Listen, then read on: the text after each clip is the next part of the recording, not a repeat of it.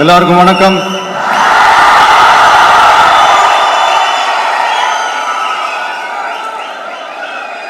அண்ணல் அம்பேத்கர் அவர்களுடைய இந்த நூல் வெளியீட்டு விழாவில் கலந்துக்கிறது, அதுவும் இந்த முக்கியமான நாளில் கலந்துக்கிறது எனக்கு கிடைச்ச மிகப்பெரிய ஒரு வரமா நான் நினைக்கிறேன்.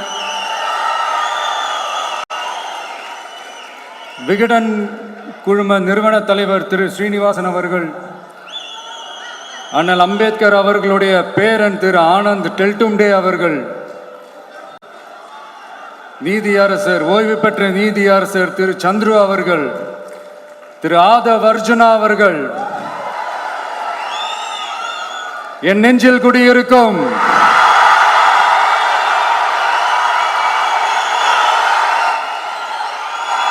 என்னுடைய நண்பா நண்பிகள், தோழா தோழிகள்,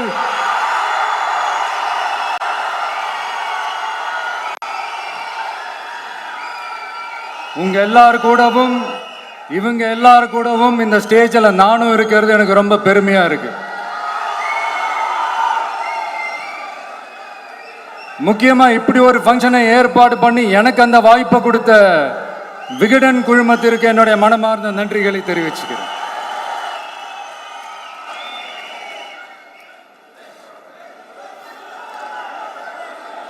இன்னைக்கும் நிறைய பேர்கிட்ட உங்க ஃபேவரட்டான ஹாலிடே டெஸ்டினேஷன் எதுன்னு கேட்டீங்கன்னா நியூயார்க் சிட்டின்னு சொல்லுவாங்க.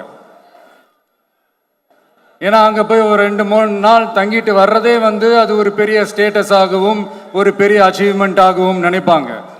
ஆனால் 100 வருஷத்துக்கு முன்னாடியே நியூயார்க்லாம் போய் அங்கே உலக புகழ் பெற்ற கொலம்பியா யூனிவர்சிட்டியிலலாம் போய் படித்து டாக்டர் பட்டம் வாங்கி சாதித்த ஒரு அசாத்திய மாணவர் ஒருத்தர் இருந்தார். அது கூட பெருசு இல்லை, அவர் எந்த சூழ்நிலையில அங்க போய் படிச்சு சாதிச்சாருன்றதுதான் மிகப்பெரிய விஷயம். அன்னைக்கு அந்த மாணவரை, நீ இந்த சாதியில பிறந்திருக்கிற, உனக்கெல்லாம் படிக்கிறதுக்கெல்லாம் தகுதி இல்லை, நீ எல்லாம் எதுக்கு ஸ்கூலுக்கு வர, அப்படி இப்படின்ட்டு அவர் வாழ்ற சமூகமே அவரை தடுத்துச்சு. அதையும் மீறி அந்த மாணவர் பள்ளிக்கூடம் போனா சக மாணவர்களுடன் சரிசமா உட்கார்ந்து படிக்க அவருக்கு அனுமதி இல்லை. தாக எடுத்தா தண்ணி கூட குடிக்க முடியல. அப்படி அத்தனை சக்திகளும் அவருக்கு எதிராக இருந்தது. ஆனா ஒரே ஒரு சக்தி மட்டும்தான், நீ படி, எத்தனை தடைகள் வந்தாலும் படி, தொடர்ந்து படி அப்படின்னு சொல்லிக்கிட்டே இருந்தது. அதுதான் அந்த மாணவருக்குள்ள இருந்த அந்த வைராக்கியம்.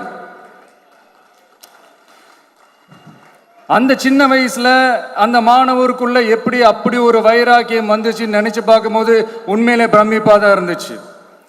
அந்த வைராக்கியம் தான் அந்த மாணவரை பிற்காலத்தில் இந்த நாட்டோட ஒரு தலை சிறந்த இன்டெலெக்சுவலா டிரான்ஸ்ஃபார்ம் ஆகிறதுக்கும் காரணமா இருந்துச்சு. எனக்கு தெரிஞ்ச உலக வரலாற்றிலே இப்படி ஒரு டிரான்ஸ்ஃபர்மேஷனை யாரும் பார்த்திருக்க மாட்டாங்க. அந்த மாணவர் வேற யாரும் இல்லை, நம்மளுடைய அண்ணல் அம்பேத்கர் அவர்கள் தான்.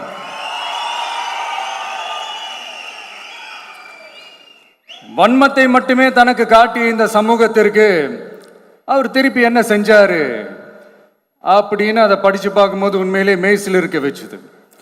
பிறப்பால் நாம் அனைவரும் சமம், நீ எந்த சாதியில பிறந்திருந்தாலும் எந்த மதத்தை பின்பற்றினாலும் சட்டத்தின் முன் நாம் அனைவரும் சமம் அப்படிங்கிற ஒரு உயரிய கோட்பாட்டை உறுதி செய்யும் நம் நாட்டின் அரசியல் சாசன சட்டத்தை வழங்கி நம்ம நாட்டில் இருக்கிற எல்லாருக்குமே ஒரு பெருமை தேடி தந்தவர். இன்னைக்கு ரிலீஸ் பண்ற இந்த புக்கில் எல்லோருக்குமான தலைவர் அம்பேத்கர் அப்படின்ற அந்த புக்கில் ஒரு 100க்கும் மேற்பட்ட கட்டுரைகள், நேர்காணல்கள் எல்லாமே இருக்குது. அதில் என்ன ரொம்ப யோசிக்க வச்சது அவர் எழுதின அந்த பயோகிராஃபி தான். வெயிட்டிங் ஃபார் அ வீசான்னு சொல்லி அதுக்கு தலைப்பு வச்சிருந்தார். அதில் அவர் லைஃப்பில் ஃபேஸ் பண்ண விஷயங்கள், அவரை பாதித்த விஷயங்கள் எல்லாமே கிட்டத்தட்ட ஒரு 6 சம்பவங்கள் பற்றி அதில் குறிப்பிட்டிருந்தார். அதில் ஒரு 2 விஷயம் ரொம்ப பாதித்தது என்னன்னா, அதில் ஒன்று, அவருக்கு 9 இயர்ஸாக இருக்கும்போது அவரும் அவருடைய பிரதரும் வெளியூரில் இருக்கிற அவங்க அப்பாவை பார்க்கறதுக்காக போகிறாங்க. அப்போ ட்ரெயின்லேருந்து இறங்கி இந்த மாட்டு வண்டிக்காக வெயிட் பண்ணிட்டு இருக்கும்போது ஒருத்தர் கூட அவங்கள ஏற்றிட்டு போகிறதுக்கு தயாராக இல்லை. ஏன்னா அந்த அளவுக்கு தீண்டாமை கொடுமை. அப்புறம் கொஞ்சம் எக்ஸ்ட்ரா பணம் காசெல்லாம் கொடுக்குறோன்னு ஒரு வண்டிக்காரர் ஒத்துக்கிறார். அப்போ கூட அந்த வண்டிக்காரர் என்ன பண்ணுறாருன்னா, அந்த பசங்களை வண்டி ஓட்ட சொல்லிட்டு இவர் தீட்டுப்பட்டுடும்னு சொல்லி வண்டியில் ஏறாமல் நடந்து போகிறார். அந்த நாள் முழுக்க அந்த பசங்களுக்கு குடிக்க தண்ணி கூட கொடுக்காம அந்த டிராவல் எவ்வளவு கொடுமையாக இருந்துச்சுன்னு சொல்லி அதில் மென்ஷன் பண்ணியிருந்தார். ரெண்டாவது, அதே அம்பேத்கர் அவர்கள் அமெரிக்கா பிரிட்டன்லாம் போய் படித்து டாக்டர் பட்டம்லாம் வாங்கி சாதிச்சு ஒரு பெரிய வழக்கறிஞராக இந்தியாவுக்கு திரும்ப வராரு. அப்போ மும்பைக்கு பக்கத்தில் ஒரு கிராமத்துக்கு அவரை கூப்பிடுறாங்க. அப்போ அவர் ஒரு அரசாங்க பொறுப்பில் இருக்கிறாரு. அந்த கிராமத்துக்காரங்க ஒரு வண்டியை ஒன்று ஏற்பாடு பண்ணி அவரை கூட்டிகிட்டு வரணும்னு நினைக்கிறாங்க. ஆனால் அந்த வண்டி ஓட்டுறவர் அவருக்கு சமமாக உட்காந்து வண்டி ஓட்டுறதுக்கு யோசிக்கிறார், மறுக்கிறார். ஒரு லண்டனுக்கு போய் ஒரு பாரிஸ்டர் பட்டம் வாங்கிய அம்பேத்கரை விட ஒரு வண்டி ஓட்டுறவர் தன்னை உயர்ந்தவனா நினைக்கிறார். அதுதான் அந்த சமூக கொடுமை தான் அவரை சமத்துவத்துக்காக போராட வச்சுது. எனக்கு ஒரு டவுட்டுங்க, இன்னைக்கு திரு அம்பேத்கர் அவர்கள் உயிரோடு இருந்திருந்தா என்ன நினைப்பாரு?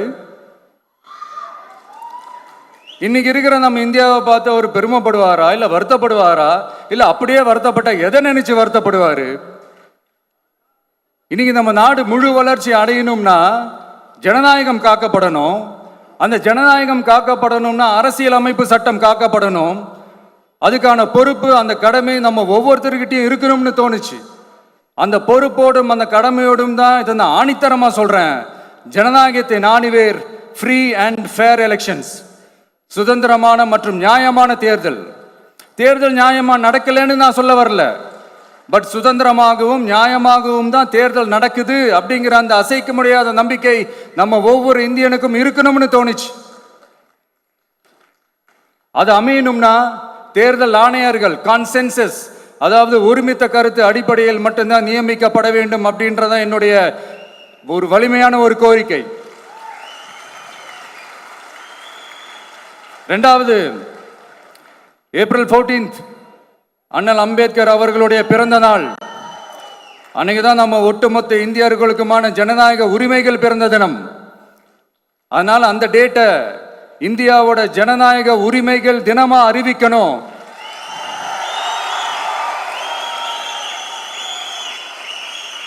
அப்படின்றத என்னுடைய இன்னொரு தாழ்மையான ஒரு வேண்டுகோள். அது இந்திய ஒன்றிய அரசிடம் நான் முன்வைக்கிறேன்.